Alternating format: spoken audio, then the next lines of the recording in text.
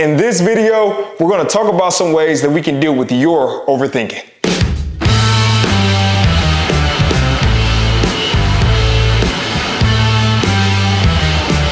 If you don't know, I'm the OCPD coach. Of course, I've got a hat on today just because I'm trying to do this bald head life stuff and it's not quite working out just yet.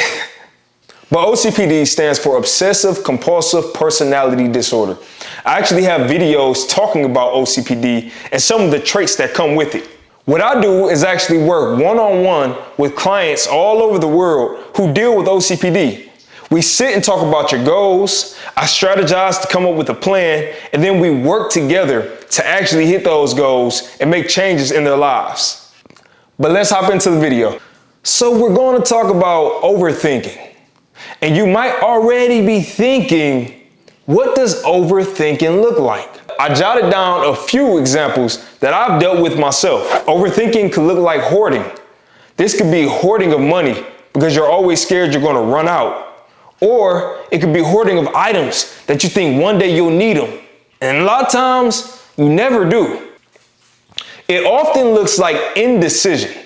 This is when you want to make a decision, but you're having such a hard time actually making one. Do you ever have a hard time going to sleep because you've got so much stuff on your brain? Well, that's another example of what overthinking looks like.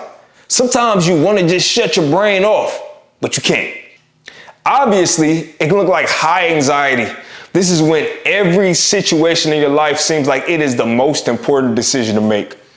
Oftentimes, it never is, but our brain can play tricks on us. And that's why it's important to try our best to understand our brain so that we can control it instead of it controlling us. Even though your brain is part of you, so it is overthinking. It can also look like self-doubt. If you've had a history of making bad decisions, or if you've made decisions and others have made you think that they are bad decisions, this can often lead to you just doubting yourself. You'll also doubt any decision you make. You'll think, I couldn't have come up with a good decision. I always mess up. This is not good enough. You could be thinking, I couldn't have come up with a good decision. I never make good decisions. You could be thinking, this can't be a good decision. It came from me. When do I ever make good decisions? We need to address that. The final one I mentioned is a really crucial one for me. And this is regret. Have you ever made a decision and you've gone so far down the path and then realized, hey, maybe I made the wrong decision? What would my life have looked like if I made a different decision? This thought cycle of regret is something that overthinking can easily cause you to deal with. Oftentimes, you won't even know that you're dealing with it. So now that we've looked at a few examples of what overthinking can look like in your life, how do we address it? I've come up with a simple 3-step process. This process is designed to help you build confidence in your decisions. Ultimately, when you build confidence in your decisions, a lot of the overthinking can start to go away because you know that you did the best you could. Step number 1 of this process is sit and listen. This is probably the most crucial part of us dealing with overthinking. The next step is research and analyze. Now, this doesn't always have to take place. If you've already got a clear idea of all of the things that need to be taken into account when making a decision, then you might be able to skip a good majority of this step. The third step is to plan and act. Once you have all of the knowledge, we need to do something with it. Let's make a decision. Let's strategize how we can actually deal with some of these worst case scenarios that we are dealing with in our heads. So let's start with the prep section of the sit and listen step. I recommend that you give yourself 15 minutes of dedicated think time. This is a time for you to sit down, shut everything out, close your eyes if you can, and just start listening to the thoughts. I want you to hone in on a specific thing that you've been overthinking about. And then we need to start asking ourselves questions. These questions are going to help us to get a better understanding of what these thoughts are, where these thoughts came from, and how we can address these thoughts. Now, it's gonna feel weird at first because we oftentimes are just so go that we don't sit in our thoughts and actually try to understand them. Or oftentimes we try to shut out our thoughts. We try to mute all of the thoughts that are in our head. Any of those negative thoughts, any of those worry thoughts, we actually try to make them non-existent. I personally have never found success with that method. It's always helped me if I can take the time, understand what's going on in my brain, let my brain know that I am hearing it out, and then start to come up with a plan from there. Now let's talk about action with the sit and listen step. So after you've sat down and you've gone through the process of closing your eyes and hearing your thoughts, now let's actually ask those deep questions that will help us get to the resolution that we want to get to. I recommend grabbing a pen and paper or grabbing some other form of digital documenting that you can actually take notes inside of. Then I want you to ask yourself two main questions. One, why is this on my brain? If you want to go deeper into this question, you can ask yourself sub-questions like, why am I thinking about this? What sparked it? Is this a thought that I put in my own head? Or is this a thought someone else put in my head? Is this something that I've already thought about and dealt with? Is this something that I have any control over? Is this my issue or somebody else's issue? These are just a few sub-questions that you can ask yourself when trying to answer that big question of why is this on my brain? Now I want you to write down everything that you can think of regarding that question. And then I want you to hop over to question number 2. Question number 2 is this. Is this stemming from fear or is this stemming from doubt? Many times, doubt is a subcategory of fear. But in this situation, I want you to think of them as two separate entities. For things that you fear, these would be things like losing a job or losing a relationship versus doubt. Doubt comes more to, am I making the right decision? Is there a better decision that I can be making? If I make this decision and XXX does not plan out, will I regret that? All of these things in doubt could easily fall under fear. But let's keep them separate for now because I have two different strategies based on what tunnel you actually fall under. Let's start off by talking about the fear tunnel. This is the tunnel that I think majority of our overthinking actually falls under. When you're asleep and you have a random thought like, what happens if the sun explodes? That is a thought that I've actually had many times, far more times than I would like to admit. But a thought like that is in the fear tunnel. Now, we need to identify what we do if we have thoughts like that. The number one thing I like to do is identify what the surface level fear is. So it's harder to get deep into the weeds until you've asked more questions many times. But in that example, what I would say my surface level fear would be the sun exploding. That's what I actually fear, is the sun exploding. There are a lot of unknowns that go with that. I don't know what happens if the sun explodes. I don't know if everybody just ceases to exist immediately. I don't know if it's going to be a depressing few days and then we all just die out. I don't know if technology shuts down all across the world. I don't know if we have enough energy to last for tens and tens of years. I have no idea. We all could freeze to death for all I know. But I need to understand what that surface level fear is first. Next, I need to understand if I can do anything to prevent the fear from manifesting in a healthy way. Now, obviously, in a situation like this, there's nothing I can do. If the sun explodes, I'm doomed, right? That should actually give you a sense of peace. If there's nothing you can do, and I mean absolutely nothing you can do in a healthy way to stop one of your fears from coming to life, then you should actually understand that overthinking about this will do nothing. If the sun happened to explode, that's something I would have to deal with in that moment. But there's nothing that I can do in the real world to prevent that from happening. I can't stop global warming all alone. I'm not even sure if that is what will cause the sun to explode. I can't go up to the sun and say, hey, don't explode. The best I can do is pray. But there's nothing that I could realistically do to stop that from happening. So it's out of my head. Now, if we were talking about a different situation, the next thing I would like to do is identify 5 levels of then what. The 5 levels of then what are used to help you step through what the worst case scenario would be. The 5 levels of then what are designed to help you get to the point where you can say, okay, if this is the worst case scenario, I have a plan for that. I actually give an example at the end of this video on what that looks like.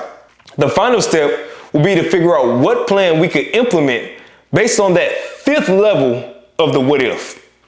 The final step when working with the fear tunnel is to identify an action plan for if you were to get to that deepest level of the then what.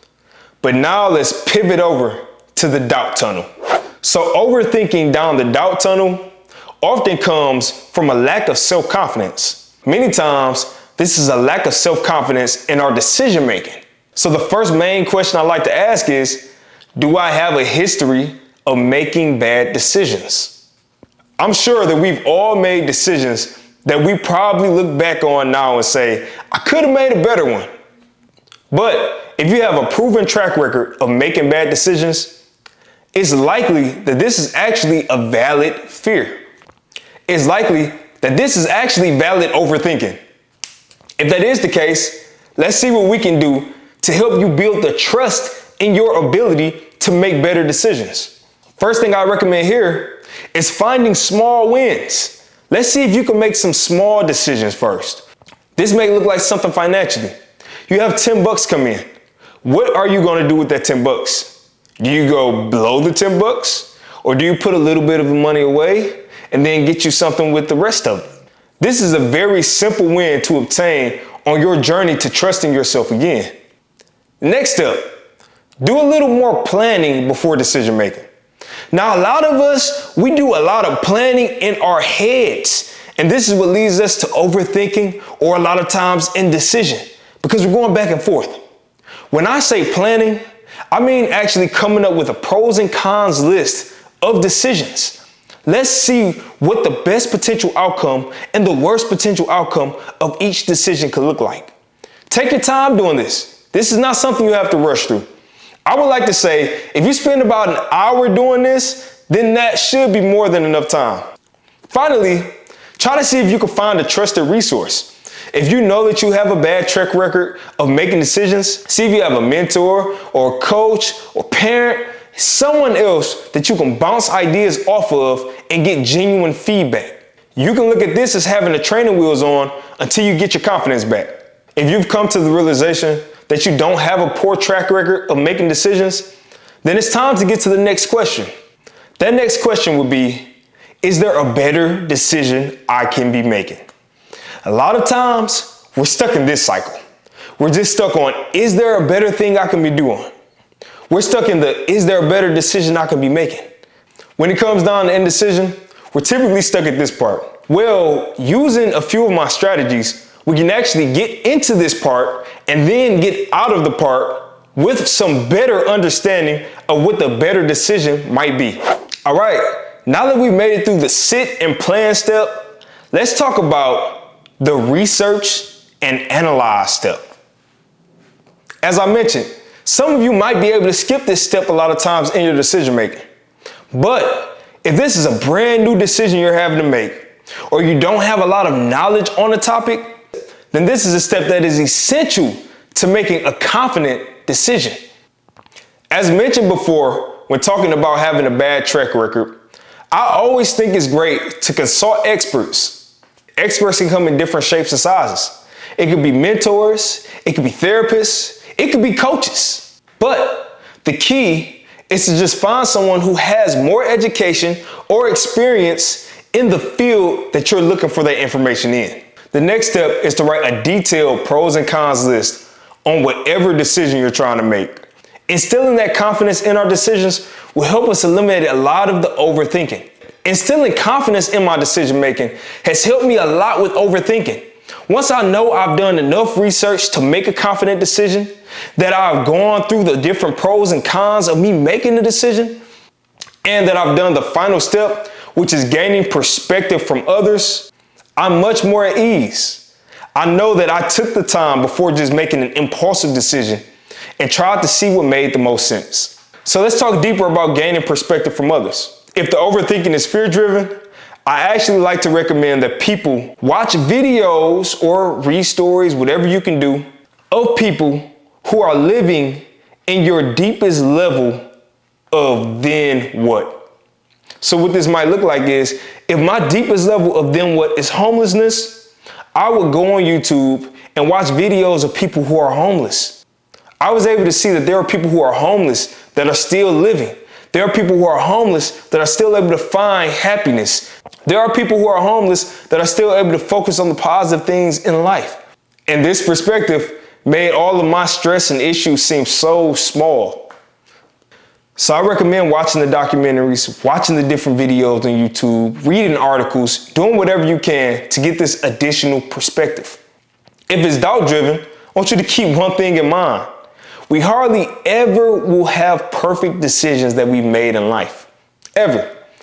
But if you're someone who just has this fear of making the wrong decision all the time, then you should also try speaking to elderly individuals. Try going to the nursing homes if you can and seeing if you can just speak with people who have made decisions in their life. Ask them about decisions that they may have regretted. Ask them if there are any decisions that they would have made differently. You'd be surprised. Many times we're doing things already to prevent us from having the regret in the future. So as long as you're making well-educated decisions, you might actually be on track to live a happy life. So as long as you're making well-educated decisions, you'll be able to eliminate a lot of this overthinking. I want to take a second before we get to the final step, as well as 2 examples, to just thank you, first of all, for watching my video. I thank you for taking the time to listen to this OCPD coach talk about my OCPD experience and also share the strategies that I have come up with and implemented in real time. This is something that I never knew I would be doing in life, but since I've been doing it, it's been so fulfilling. If you enjoy this content, or if you're learning from the content, please make sure you subscribe.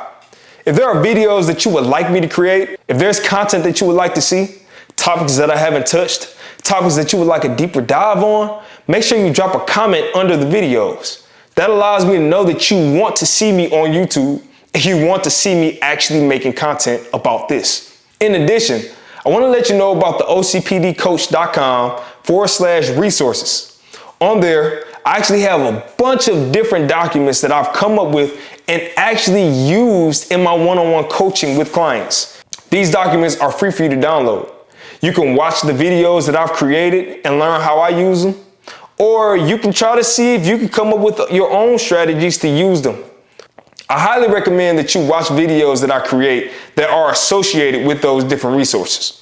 In addition, you'll find a lot of these YouTube videos on the resources site as well. So make sure you check it out. All right, let's get to the final step. This is step number 3 in dealing with your overthinking. This step is to plan and act. The steps above were crafted to help us do some of the following. Restrict thoughts about fears that are out of our hands. Build confidence in our decision making to avoid regret. Gain knowledge to help us make more educated decisions. And limit the opportunity for us to be stuck in indecision so long because of overthinking.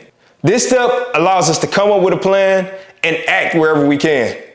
As mentioned, if you have a history of making bad decisions, figure out what you can do to make better decisions, but also gain your confidence in making good decisions. Make sure you use your knowledge and your research to make educated decisions. Use the knowledge and research that you got from step number 2 to build confidence in your decision-making abilities. Don't change your answers without a significant reason. Now, what does this mean? Growing up, I was always told, follow your first mind. Now, this is something that I don't always recommend, but I think there were elements of it that can be applied here. For instance, when I was growing up in school, I took tests, as you did as well, I'm sure. When I would take the test, I would see a question and have that instinct answer. Oftentimes, I would circle the answer or scribble my answer in, whatever it is. And then I continued to the next one. But then I would review the test and oftentimes second guess myself. Then I go in and erase my original answer and put the new answer that I thought it would be. Oftentimes, this will lead to me having the incorrect answer. And my original answer was actually correct. This is what I mean when I say don't change your answers. If your pros and cons are listed and you've already made a decision, sit in it. Sit in the fact that you made a decision. Stand on it. Be firm.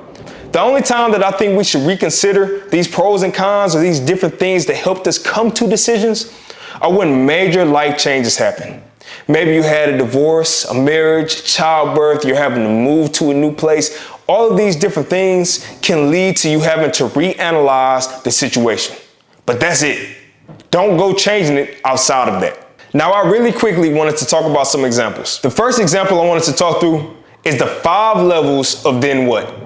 In this example, we're going to talk about what fears I had about moving from Michigan to Florida. When I was trying to make that decision, I had a lot of fears coming into my head, but I tried to pinpoint what that surface level fear was first and then dive deeper into that. So my surface level fear was, what if I can't find a job? So now let's do the 5 levels of then what. The first level will be this. I can't find a job that pays more than $60,000. I've been making over $60,000 a year in Michigan, so I've become accustomed to making that amount of money. I wanted to make sure whatever career I shifted into allowed me to be able to sustain that lifestyle. But I then had to say, then what? What if I didn't make $60,000 a year? Then my fear would be, what if I can't make money in any of the business endeavors that I was actually trying to bring to life? So this would have been my website creation or the video games I was developing, whatever it was. What if I wasn't able to generate any income from those? So not only do I not have a job paying $60K, I'm also not able to provide for myself by making any money in my businesses. Now let's step again into the then what? This brings us to level 3. Level 3 was, what if I can't find a job that's paying me at least minimum wage? Now we're getting close to living on the edge. We don't have a job paying us $60,000. I'm not able to make any money from my business. And now another fear is coming to life because I can't even make minimum wage. Let's then what again into level 4. Level 4 is, I can't use unemployment. So I can't make money in any ways. I can't get unemployment from the state. What am I going to do now? Now, a lot of people might stop here, but I'd like to go one further. Let's go to then what one more time. Now, my final then what is I've maxed out all of my credit cards. I maxed out my credit cards for rent, for food, for other expenses, whatever the case. Now I've maxed out. So now my credit score is probably taking a hit. I don't have any money. I don't have any credit. I'm really kind of screwed right now. This is how deep I think we can get when we're in the overthinking phase, but I actually recommend us writing it down so that we can see these things. Now, my next step is to go to that deepest level that you have for your then whats and come up with an action plan for that case. In this case, it's maxing out my credit cards. What can I do, A, if I get to this point, or B, to prevent me from getting to this point? What can I do, A, if I get into this position, or B, to prevent myself from getting into this position? If I get into this position, worst case scenario, maybe I file bankruptcy, maybe I move back home, and now I can actually reset my life. If I want to avoid this situation altogether, I'm going to take different steps like staying out of debt and actually maximizing my credit score potential. Because while I have a credit score, I can be doing things like requesting credit line increases, just being smart with all of the different purchases I'm making on the credit line, and making sure I have no delinquencies, making sure every single payment is made. These little things can help me stay out of a situation where I'm maxed out. Maybe I've gone from level 4 and now I have an in-between where instead of cards being maxed out, it's just that I have to depend on my cards. And now I have enough credit score where I can take a risk and start a business. I'm shooting in the dark here. Whatever it is, I just have more options now because I thought about that deepest level of then whats and then came up with a strategy to not only help me through it, but help me avoid it. The final example I want to give is about the pros and cons. Now, I know we've all seen pros and cons lists, and a lot of times people will count up how many pros they have or cons and measure it in that way. I actually like to weight things. Now, we have a hard time, people with OCPD, a lot of times, putting proper weight to things. The way I'm actually going to do this is I'm going to focus on the cons. Whatever route has the least devastating cons is going to be the route that I'm likely going to take. So back to the same example of moving from Michigan to Florida. Let's look at the pros and cons. So some of the pros of moving to Florida: more job opportunities. I was close to my college. Full Sail wasn't that far away. Great weather. We get the sun all the time out here. I could get a great job and potentially stay here long term. I could find my peace and family would have somewhere to visit. But if I stayed in Michigan, some of the pros would be I get to remain around family. My work network that I've already built for years was in Michigan, so it might be easier for me to find a job. Also, I built years of equity into my name, doing different projects, working with folks at work, doing presentations, all these different things. I built the name in Michigan. So I probably wouldn't get too far just looking at the pros list. And this is where the cons list is really the MVP of this strategy for me. So let's start the cons for moving to Florida. I'm far away from family. That was a big one for me. That's why I bold and italicized it. I had to leave my current job, which it sucked, but it was what it was. I felt like I was losing 6 years of working on great projects and just, as I mentioned, building that name equity. Also, I was going to a completely new environment. I knew nothing about Florida. I knew nothing about anything. So it was me leaving my comfort zone. However, the cons for staying in Michigan: inefficient career opportunities. I wanted to try to move around in game development or some form of tech, and I was having a hard time getting my footing. In addition to this was poor mental health. Because of the job situation I mentioned, I was not in a good mental space. I was really almost like pseudo-depressed. It was really hard for me to just get up every day and find the motivation to go to work and do what I needed to do. But duty called. Finally, I didn't want to have a life of regret for not moving. That actually was really big. So as you can see, I bold and italicized the final 2 points for staying in Michigan. Those two things were crucial cons for me. So then I said, okay, let me look at staying in Michigan versus moving to Florida. Out of my bolded and italicized cons, what would be the most devastating to me? Although moving far away from family would have been devastating, I knew they'd be able to travel. So that really wasn't a big issue for me. However, poor mental health. I didn't want to live every day miserable. That was devastating to me had I stayed in Michigan. And the other one, a life of regret for not moving, that would have been even worse, because I would have thought about the life I could have had I just not been afraid and taken that risk. Now, this is something that I wrote out, but I had to do this mentally back then, and it took me a long time. I'm talking months and years at times. So this is something where, had I written it out beforehand, I probably could have come up with this solution a lot sooner.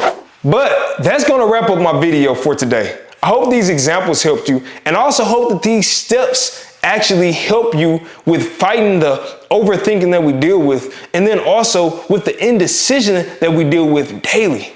If you think you'd be a good candidate for one-on-one coaching with the OCPD coach, the opportunities are available.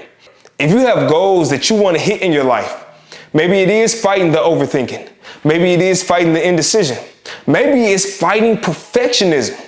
Whatever it is, I can actually help you hit those goals. I'm the OCPD coach, and I offer one-on-one services where I will sit with you every single week. We will come up with strategies to help you hit the next part of the goal that you have in mind. And then I'm going to hold you accountable to make sure I do everything I can do to make you successful at hitting those goals. If this is something that you'd be interested in, make sure you go to theocpdcoach.com. There's a button you can hit that'll take you to an intake form. This intake form will ask you some very, very simple questions about your OCPD symptoms, things that you actually want to do in life, and what made you pursue coaching. This will allow me to get an understanding of when you're free so that we can get a 1-hour consultation going. And in this consultation, we have had groundbreaking revelations with the client so far. They have come in thinking in their head that they wanted to focus on one thing. By the time the 1 hour ended, I was able to get them to understand that there were actually underlying things that needed to be addressed first before we could get to the progress that they wanted to make. Now, this one-on-one coaching opportunity is limited. I only work with 3 clients at a time for a 6-week period. So if this is something that you're interested in, make sure you reach out now so that we can get you on deck for January 2024. If you enjoyed this content, make sure you subscribe to this channel. We're already at 20 subs and it's blowing my freaking mind because this is just something that I started doing as I was pushed to do by my therapist. And I realized quickly that this is something I was actually meant to do. I think I was actually meant to take my life experiences, work with people, help people hit goals, and make this content. So make sure you subscribe to this channel. Make sure you follow on Facebook and TikTok at The OCPD Coach. Thank you so much for watching and keep fighting for your life.